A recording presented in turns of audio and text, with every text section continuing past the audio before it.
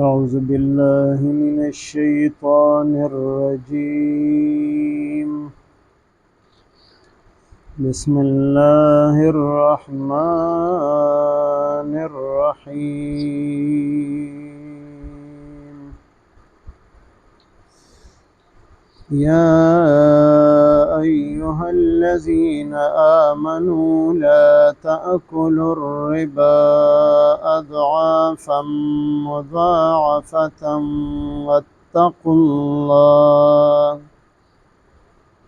واتقوا الله لعلكم تفلحون.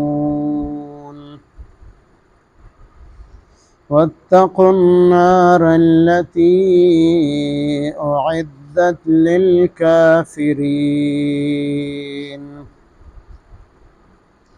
وأطيعوا الله والرسول لعلكم ترحمون. آمنت بالله صدق الله مولانا العظيم.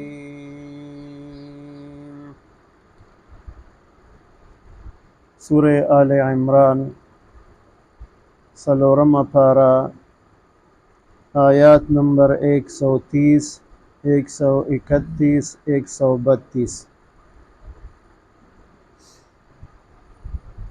اللہ پاک پدې کې خپل مؤمنان بندگان د سود نه منع کړي دي چې تاسو سود مه خورئ،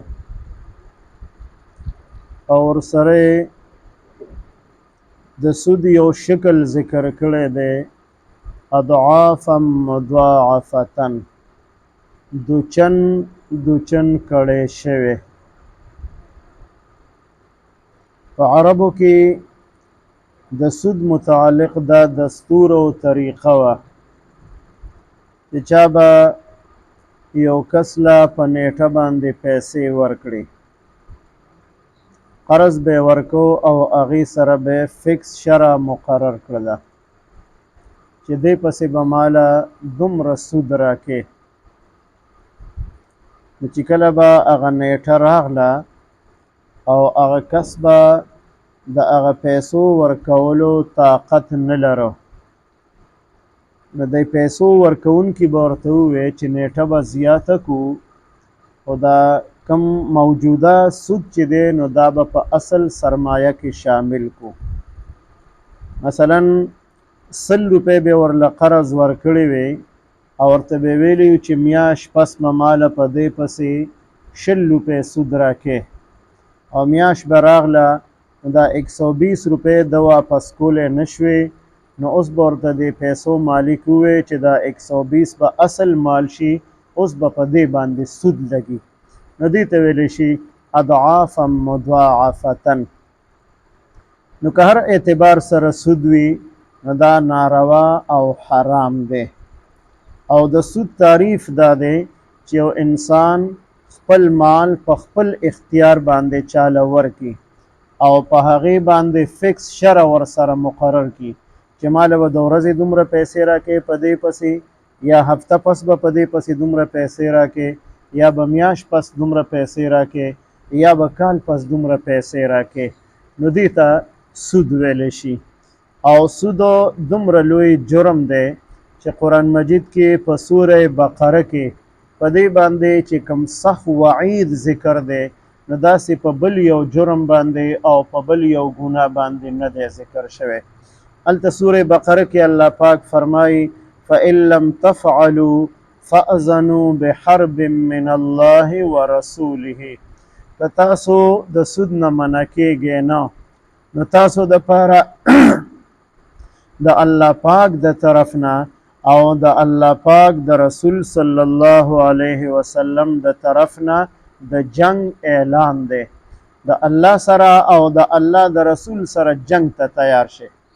نو څوک د الله سره جنگ کولی شي؟ څوک د الله د رسول صلی الله علیه وسلم سره جنگ کولی شي؟ نو دې نه معلومه شوله چې په ټولو ګناهونو کې او په ټولو جرمونو کې د ټولو نه لوی جرم، د ټولو نه لویه ګناه هغه سود دی. سود اخیستونکې سود ورکوونکې دا دواړه یو شان ګناهګار دي. یو سړی دا به نه وایي چې زما خو مجبوري ده ما له څو قرض پیسې نه راکوي، دا عذر نه قبلیږي د حرامو دپاره. یو سړی د ولږې مړ کېږي د هغه دپاره مرداره حلاله ده، به قدر حاجت دی د هغې نه راوالي ودې خوري، خو سود د هغه دپاره حلال نه دی چې دی وایي زما مجبوري ده. او دغه شان د سود په معاملاتو کې ګواهي ورکوونکي دا هم په دې جرم کې شریک دي، او د سود معاملات لیکونکي او د سود معاملاتو په منځ کې د ایجنټ کردار ادا کوونکي دا ټول خلق په دې جرم کې شامل دي، ټول یو شان ګناهګار دي. دا پکې نشته دی چې څوک په سود پیسې ورکوي هغه ډېر ګناهګار دی او دا ګواه پکې لږ ګناهګار دی او دا لیکونکی پکې لږ ګناهګار دی، ټول په جرم کې شامل دي. او د ټولو دپاره د الله او د الله د رسول د طرف نه د جنگ اعلان دی. د شریعت څومره احکامات دي نو دا الله پاک درجه په درجه باندې را لیږلي دي. او چې کله حکم نو راغلی نو مسلمانانو به هم سود کاروبار کوو، ځکه حرمت د سودو الله پاک نو را لیږلی. د نبی علیه السلام ترو حضرت عباس رضی الله تعالی عنه د ټولو نه لوی د سود کاروبار د هغه او چې کله حکم راغی بیا هر څه لته ورکړی دا هر څه پریښي دي. او نبی علیه السلام د حجة الوداع په خطبه کې د ټولو نه مخکې د خپل تره د سودو د معافی اعلان خلقو ته کړی دی چې ستاسو په ذمه باندې زما د تره څومره د سودو مال دی نو هغه تاسو ته معاف دی، ځکه چې حرمت راغلی دی الله پاک حرام کړی دی. او اصل چې کومه سرمایه ده کوم اصل مال تاسو اخستی دی نو هغه به تاسو واپس کوئ. دغه شان ټولو خلقو ته دا حکم چې سودو چې کم زیات رقم دی هغه معاف دی ټولو خلقو ته، او چې د چا کم اصل مال او اصل سرمایه ده نو هغې کې به تاسو کمی نه کوئ، هغه اصل مال به مالک ته واپس کوئ. نو دلته حکم مؤمنانو ته دی چې ای مؤمنانو تاسو د سود نه ځان بچ وساتئ، سود مه خورئ، ځکه چې سود الله پاک حرام کړی دی. نو که هغه دوچن کړی شوی وي او که هغه یکچن وي په هر شکل کې وي نو هغه سود دی، هغه حرام دی. او بیا په دې سلسله کې د دې نه ځان بچ ساتلو دپاره د تقوا حکم کړی دی، ځکه چې کوم ځای کې یو ګران حکم الله پاک بیان کړي نو د هغې نه مخکې یا د تقوا حکم بیان کړي یا ورپسې د تقوا حکم بیان کړي. یا ایها الذین آمنوا اتقوا الله، ای مؤمنانو د الله نه ویریږئ. او کله د هغې نه وروسته چې دلته حکم بیان کړی دی واتقوا الله لعلکم تفلحون، چې تاسو د الله نه ویریږئ او د سود د خوړلو نه، د سود ورکولو نه، د سود د معاملاتو نه تاسو ځان بچ وساتئ. نو په دې کې ستاسو کامیابي ده چې تاسو د حرامو نه ځان بچ وساتئ. نو که سود دی هغه هم حرام دی، او که جواري ده نو هغه هم حرام ده، او دغه شان که بانډونو سیسټم دی بانډ نو دا هم حرام دی. په دې کې جواري او سودو دا پکې دواړه دي، د دې ټولو څیزونو نه ځان بچ ساتل پکار دي. او چې کله د انسان ذریعه آمدن حلال وي نو د عبادت الله پاک قبلی، د دعاګانې الله پاک قبلی. او چې د ذریعه آمدن حرام وي، د خوړل سکل حرام وي، د غسل حرام وي، د رهایش په حرامو کې نو د هیڅ قسم عبادت الله پاک نه قبلی او نه دعاګانې قبلیږي. په دویم آیت مبارک کې الله پاک د جهنم د اور نه د بچ کېدلو حکم کړی دی چې ای مؤمنانو تاسو د جهنم د اور نه ځان بچ کې، چې دا په اصل کې د کافرانو دپاره تیار کړی شوی دی. او که تاسو د سود لین دین کوئ، د سود معاملات کوئ نو تاسو هم بیا جهنم ته ځئ. نو د جهنم نه د ځان بچ کولو دپاره تاسو د حرامو نه د سود د معاملاتو نه ځان بچ وساتئ. اوس دې نه مخکې الله پاک د غزوه احد او د غزوه بدر بیان وکړو او ورپسې د سود بیان کوي. نو د دې نسبت او د دې جوړ او تعلق د غزوه احد سره مفسرینو دا بیان کړی دی چې په غزوه احد کې یو دوه ډلې د مؤمنانو داسې وي چې هغې بزدلي ښکاره کړه، اراده وکړه چې د جنگ د میدان نه رستو شو، خو الله پاک د هغې مددګارو او د هغې حوصلې الله پاک مضبوطې کړلې نو هغې د جنگ په میدان کې ثابت قدم پاتې شو او سود سره هم بزدلی پیدا کیږي، سستی پیدا کیږي، نامردی پیدا کیږي. ځکه الله پاک د سود نه منع فرمایله چې سود او حرام مال سره انسان کې نامردی پیدا کیږي، بزدلی او سستی پیدا کیږي. نو که تاسو جهاد کول غواړئ او جهاد ته تلل غواړئ نو د حرامو نه او د سود د معاملاتو نه د لین دین نه تاسو ځان بچ وساتئ. په دریم آیت مبارک کې الله پاک د خپل تابعدارۍ سره د خپل پیغمبر صلی الله علیه وسلم د تابعدارۍ ځان له حکم کړی دی چې تاسو د الله تابعداري وکړئ، د الله حکمونه ومنئ او د الله د رسول صلی الله علیه وسلم حکمونه ومنئ. او بل ځای کې فرمایي من یطع الرسول فقد اطاع الله، چا چې د رسول صلی الله علیه وسلم تابعداري وکړله نو دا په حقیقت کې د الله پاک تابعداري وکړله. او بل ځای فرمایي وما ينطق عن الهوى، چې نبی علیه الصلاة والسلام د خپلو خواهشاتو خبرې نه کوي، ان هو الا وحی یوحى، مګر هغه خبره کوي چې د الله پاک د طرف نه ورته وحی راغلی وي. بعضې خلق ساده مسلمانان په دې خبره باندې دوکه کوي چې زه خو قرآن مجید منم او چې قرآن مجید کې څه دي نو زه دا منم او د دې نه علاوه بل څه نه منم، د حدیثونه انکار کوي. نو اوس په قرآن مجید کې الله پاک د مونځ حکم کړی دی اقیم الصلاة، تاسو مونځ قایم کې. نو دا خو پکې نشته چې 15 وخته مونځ وکړي، یا دومره د فرضو رکعتونه دي او دومره د سنتو رکعتونه دي او دومره د وترو رکعتونه دي. دا په قرآن مجید کې نشته دی. د دې تشریح او تفصیل هغه احادیث مبارکو کې مونږ ته ملاویږي. نو صرف قرآن مجید منلو باندې او عمل کولو باندې د انسان نجات او خلاصې نشته دی، ځکه چې قرآن مجید کې اختصار سره الله پاک اجمالا یو حکم بیان کړی دی او د هغې تفصیل او وضاحت هغې نبی علیه الصلاة والسلام ته پرېښی دی. جبرائیل علیه الصلاة والسلام راغلی دی، نبی علیه الصلاة والسلام ته د مونځ ډانچه هغه په خپل عملی شکل کې کړې ده او بیا نبی علیه الصلاة والسلام خپل امت ته د مونځ طریقه ښودلې ده چې 15 مونځونه دي، دومره فرض دي، دومره وتر دي، دومره سنت دي او په دې طریقه باندې به تاسو مونځ کوئ. قیام دی، رکوع ده، سجده ده او بیا د هغې تسبیحات چې قیام کې به څه ویلی کېږي، په رکوع کې به څه ویلی کېږي، په سجده کې به څه ویلی کېږي.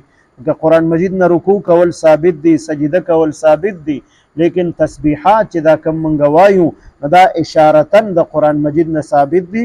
دا کلمات نبی علیه السلام مونږ ته ښودلي دي چې رکوع کې به تاسو سبحان ربی العظیم وایئ او په سجدو کې به تاسو سبحان ربی الاعلی وایئ. دا سبحان ربی العظیم او سبحان ربی الاعلی دا کلمات دا قرآن مجید کې نه دي او نه په قرآن مجید کې د حکم دی چې داسې وکړئ تاسو.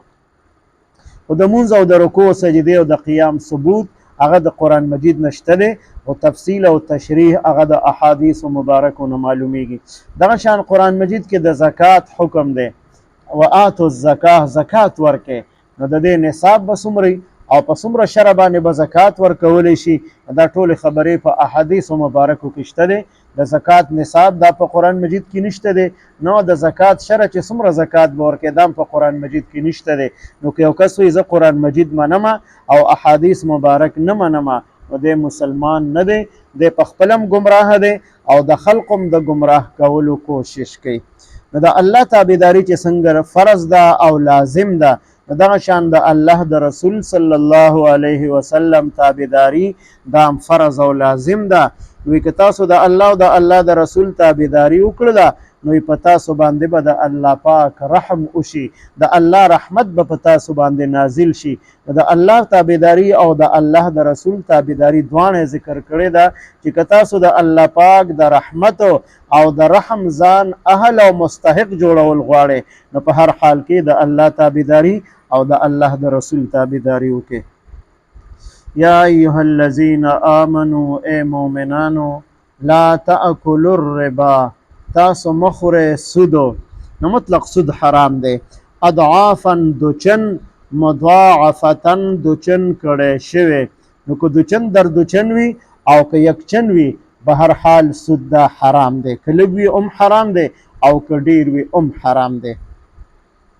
واتقوا الله او تاسو ویریږئ د الله پاک نه لعلکم تفلحون د پاره د دې چې تاسو کامیاب شئ.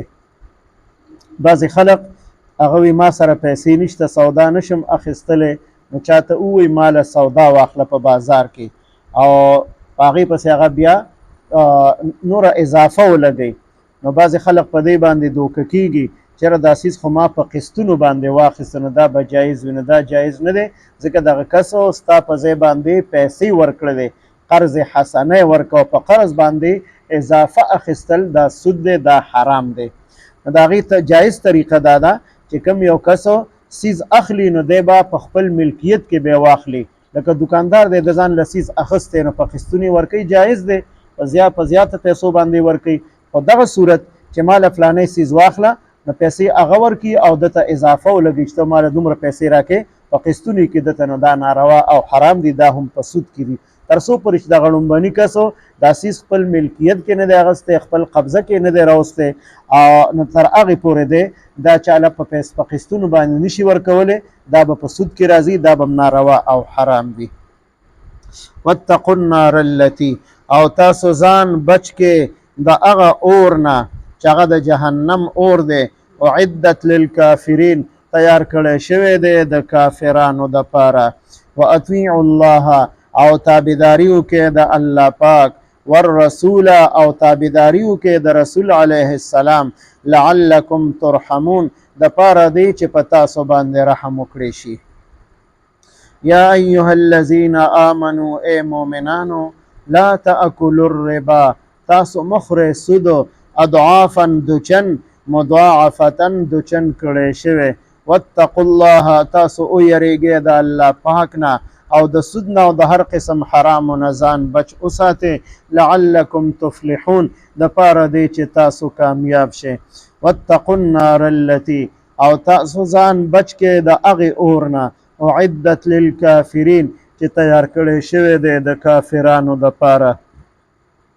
واطیعوا الله تابعداري وکړئ د الله پاک، والرسول او تابعداري وکړئ د رسول صلی الله علیه وسلم، لعلکم ترحمون دپاره دی چې په تاسو باندې رحم وکړی شي. اللهم صل علی سیدنا محمد وعلى آل سیدنا ومولانا محمد وبارك وسلم. رب اجعلني مقيم الصلاة ومن ذريتي ربنا وتقبل دعاء. ربنا اغفر لي ولوالدي وللمؤمنين يوم يقوم الحساب. ربنا اغفر لنا ولإخواننا الذين سبقونا بالإيمان ولا تجعل في قلوبنا غلا للذين آمنوا ربنا إنك رؤوف رحيم. ربنا هب لنا من أزواجنا وذرياتنا قرة أعين واجعلنا للمتقين إماما. وصلى الله تعالى على خير خلقه محمد وعلى آله وأصحابه أجمعين. آمين برحمته.